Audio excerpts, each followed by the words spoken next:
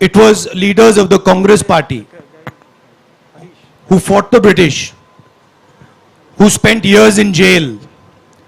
Mahatma Gandhi, Jawaharlal Nehru, Sardar Patel, all these people, they gave their lives fighting the British. In my study of history, in my understanding, the RSS was helping the British. In my understanding, Savarkar used to get a stipend from the British. These are historical facts, and these are not facts that the BJP can hide, right? The party that fought for independence and created a mass movement for independence, the party that helped bring the constitution, the party that brought the Green Revolution, that's the Congress party. नमस्कार, आप देख रहे हैं public news TV. मैं हूं देवकीनंदन मिश्र। हमारे इस DNM show में आज आपका स्वागत है। आज के हम इस प्रोग्राम में बात करेंगे राहुल गांधी की। राहुल गांधी की जो भारत जोड़ो यात्रा चल रही है, उसका आज 31वां दिन था। उनकी यात्रा तमिलनाडु में है और तमिलनाडु के तुमकुरु के माया सांद्र जगह से आज उनकी यात्रा शुरू हुई है। सुबह की जो यात्रा होती है, सुबह 3 घंटे चलती है, 7 से 10, और शाम को चलती है। आज सुबह की यात्रा की हम बात कर रहे हैं। यात्रा के बाद राहुल गांधी ने आज एक प्रेस कॉन्फ्रेंस किया और हर बार की तरह राहुल गांधी ने एक बार फिर जो भारतीय जनता पार्टी और आरएसएस, इस पर खूब हमला हुआ। और आज एक बार फिर उन्होंने वीर सावरकर को निशाना बनाया, जिसको भारतीय जनता पार्टी के नेता अपना आइकॉन बताते हैं, हिंदुत्व का सबसे बड़ा चेहरा बताते हैं वीर सावरकर को। वीर सावरकर को लेकर के तरह तरह की कहानियां हैं। वीर सावरकर जिस जेल में बंद थे, उसको लेकर के भारतीय जनता पार्टी के नेताओं ने तरह तरह की कहानियां व्हाट्सएप के जरिए फैला रखी हैं। लेकिन आज राहुल गांधी ने उन कहानियों पर सवाल खड़े किए।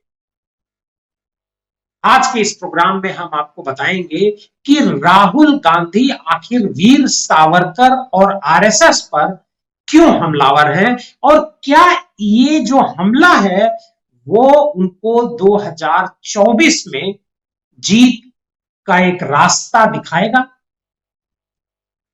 राहुल गांधी ने जब प्रेस कॉन्फ्रेंस शुरू की तो पहले ही बता दिया कि कांग्रेस अध्यक्ष के चुनाव पर वो कोई टिप्पणी नहीं करेंगे जो इस समय चल रहा है, और कहा कि जो 2 लोग चुनाव लड़ रहे हैं वो चुनाव का सामना करेंगे, मतदान होगा, जो जीतेगा वो होगा। मतलब राहुल गांधी ने संगठनात्मक चुनाव को पहली बार लोकतांत्रिक तरीके से कराने की बात कही, और ये लोकतांत्रिक तरीके किसी तरह का आरोप उन पर न लगे, इसी वजह से राहुल गांधी बार बार इस बात को कह रहे हैं कि चुनाव हमारी मर्जी से नहीं, कोई भी व्यक्ति चुनाव लड़ सकता है कांग्रेस में, और इसी के तहत इस बार कांग्रेस का चुनाव हो रहा है। और आज जब पत्रकारों ने सवाल पूछना चाहा अध्यक्ष के चुनाव को लेकर के, वो चुप्पे साध गए। लेकिन जब वो उन्होंने बोलना शुरू किया तो वीर सावरकर पर हमला हुआ। उन्होंने कहा कि वीर सावरकर अंग्रेजों के एजेंट थे, अंग्रेजों की तरफ से उनको पेंशन मिला करती थी, उनकी जो जीविका थी वो अंग्रेजों के रहमो करम पर थी। वो आदमी देशभक्त कैसे हो सकता है? और उसके साथ साथ उन्होंने कहा कि भारतीय जनता पार्टी सावरकर को लेकर के सच नहीं बता रही है, इतिहास को तोड़ मरोड़ करके प्रस्तुत कर रही है। लेकिन सच्चाई ये है कि सावरकर अंग्रेजों के सिपह सालार थे, अंग्रेजों का उन पर हाथ था। अंग्रेज उनको बाकायदे हर महीने एक निश्चित धनराशि पेंशन उपलब्ध कराया करते थे। राहुल गांधी ने पहली बार सावरकर पर हमला नहीं बोला है।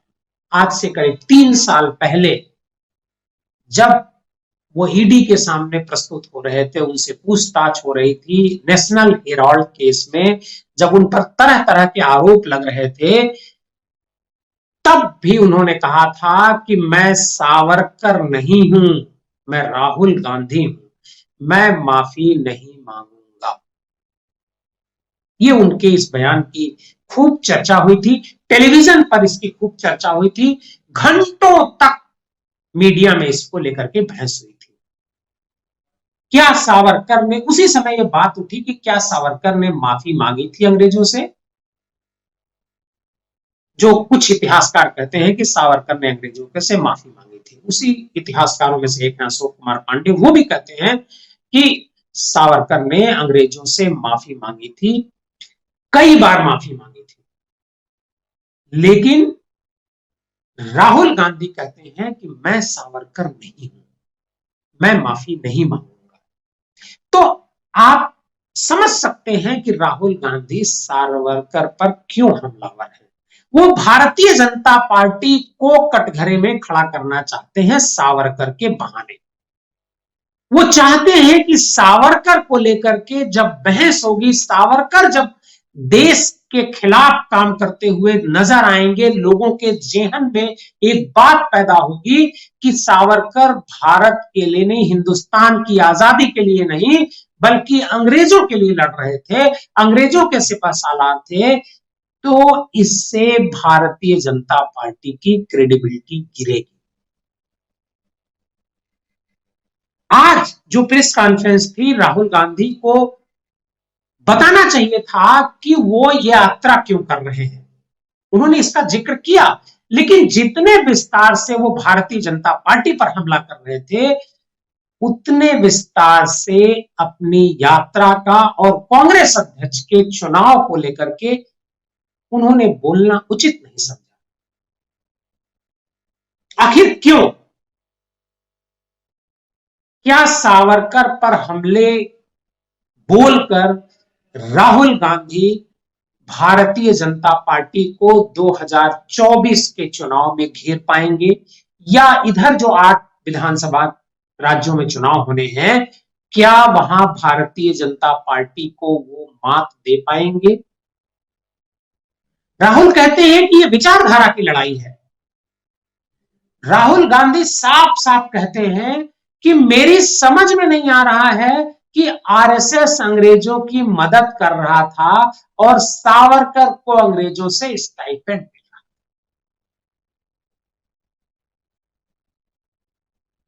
और यह भी कहा कि स्वतंत्रता जब आंदोलन चल रहा था तो बीजेपी कहीं नहीं थी और भाजपा ऐसे तथ्यों को छिपा नहीं सकती है।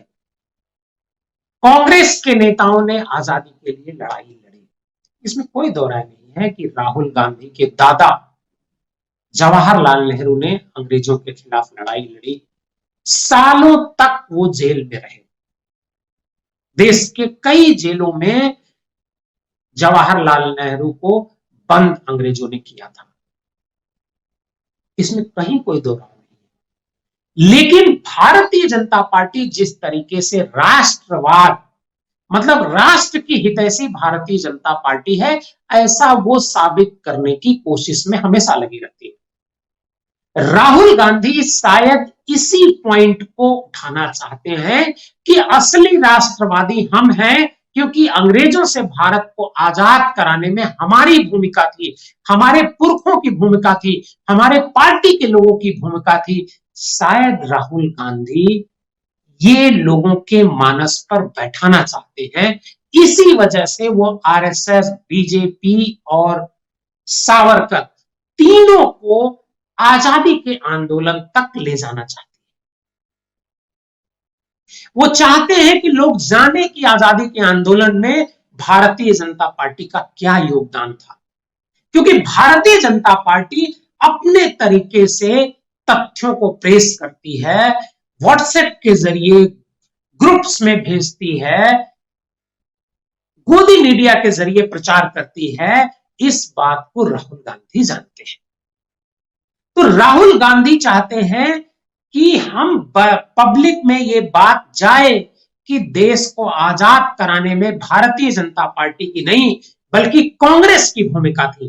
कांग्रेस के नेताओं ने आजादी की लड़ाई लड़ी, उनके पुरखों ने लड़ाई लड़ी। तो असली हितैषी, असली राष्ट्रवादी भारतीय जनता पार्टी नहीं बल्कि कांग्रेस है।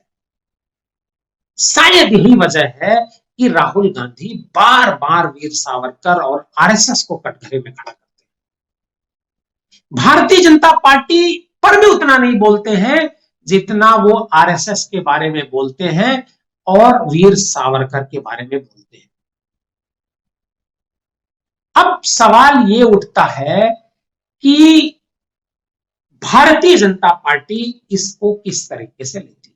भारतीय जनता पार्टी ने इसको लेकर के प्रतिक्रिया देनी शुरू कर दी है, राहुल गांधी को ही कटघरे में खड़ा करना शुरू कर दिया है। लेकिन पब्लिक पर क्या इंपैक्ट होता है ये अभी समय बताएगा। आज के इस प्रोग्राम में इतना ही।